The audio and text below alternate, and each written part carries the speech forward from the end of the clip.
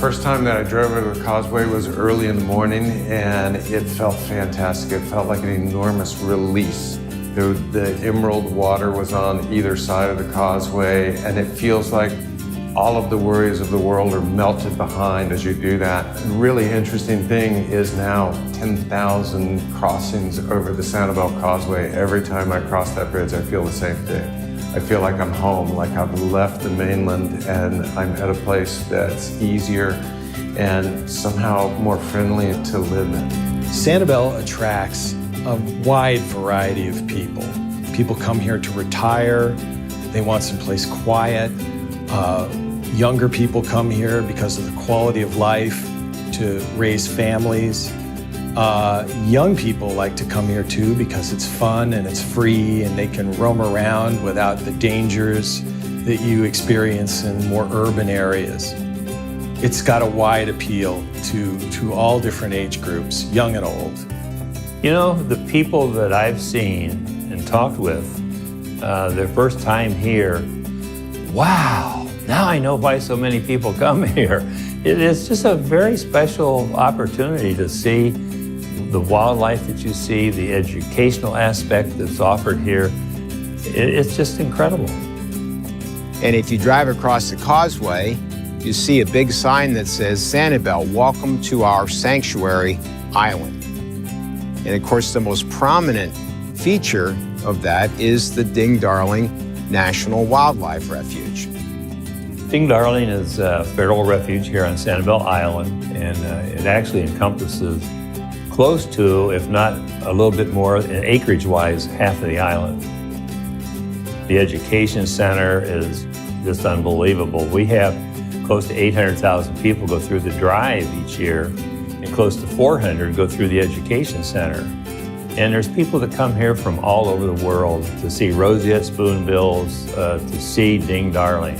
It's quite an attraction. I think that makes this island such a vacation hotspot. You're going to pass through remote areas on this small island where you won't see houses, you probably will see alligators, and you'll see an enormous diversity of wildlife. We end up with a lot of wildlife in our yards and in our lives. So one of the very nice components of living on Sanibel is an immersion with nature. You could see a raccoon, you could see an osprey, you could see an alligator. I mean, there's just such a wide variety, let alone when you go to the beach. I mean, that's a cool experience, regardless of your age, the variety of shells that may wash up. My favorite thing to do on Sanibel is to walk along the beaches. I still, at this point, have buckets and buckets of shells, but I can't resist. I was there early this morning picking up shells. It's the most significant shelling beach in North America and one of the most significant in the world.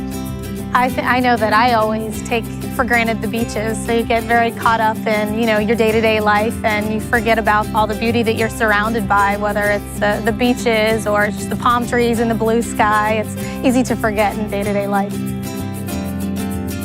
Coming home at the end of the day and watching the sunset before we come into the canal is one of my favorite things to do, and I never get tired of it. We try to keep the skies dark to allow sea turtles to navigate better, and it's amazing how many stars are out there in the world. And we tend not to think about that until you live in a place that has dark skies.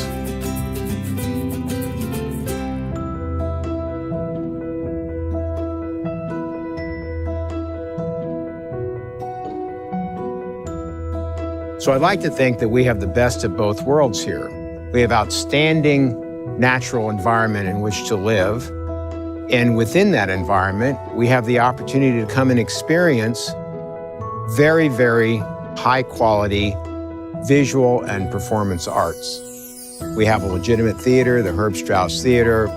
We have Big Arts here, which offers an enormous range of workshops. We offer 240 workshops. But the core of Big Arts is still 200 or 300 people that live on Sanibel that are passionate about what they're interested in and have found a home here where they can continue to live their passion.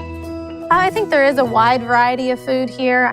Whether you've got your kids with you, you're out on a date night, or you're a single individual, there's lots of options.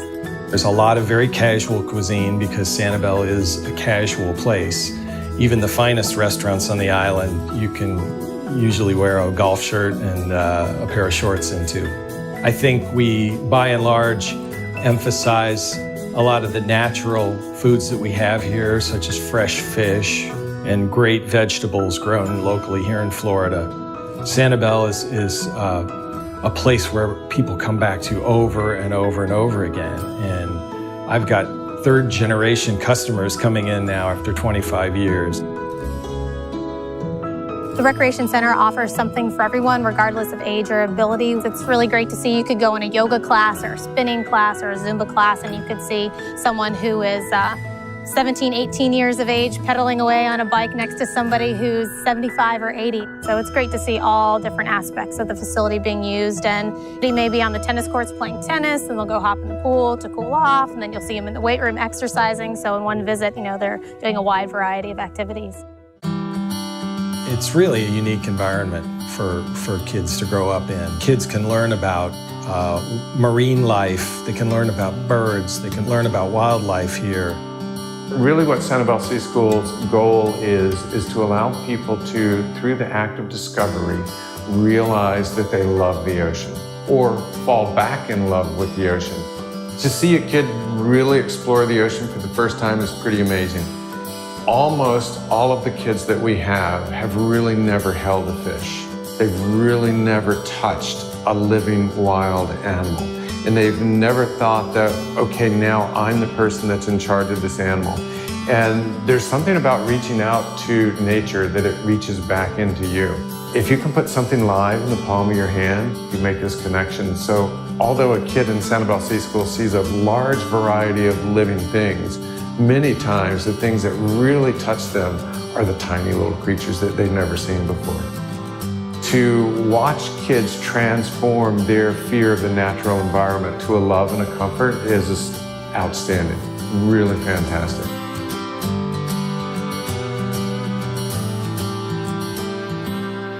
What to do on Sanibel is to enjoy the preciousness of our natural environment here and the opportunity to experience a place which, in my judgment, is very unique. I know very few people who leave Sanibel because they didn't like life here. I think most of the people that come and live here and engage in the community find it very rewarding. As with everybody that lives here, we are very proud of what Sanibel is, and we realize that we are a rare and special place in this world, and we beckon anyone to come here. We invite anyone to come here and enjoy it and see it.